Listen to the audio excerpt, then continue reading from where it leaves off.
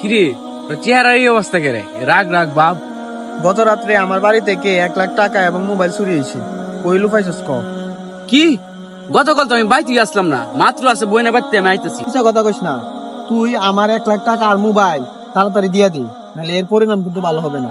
আজকে সন্ধ্যার আগে তুই আমার টাকা আর মোবাইল দিবি, বলে দিলাম। হে আল্লাহ, এখন আমি কি করাম? এত বড় একটা অপবাদ দিল। হে আল্লাহ, তুমি আমার সাহায্য করো।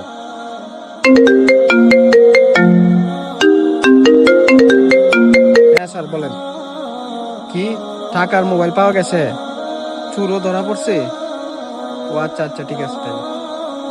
নাইম ভাই, তোমার কাছে একটা কথা জানবার স্যার। হ্যাঁ বলো।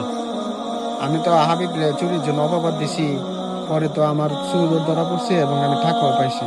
মানে এটা কি করণীয়?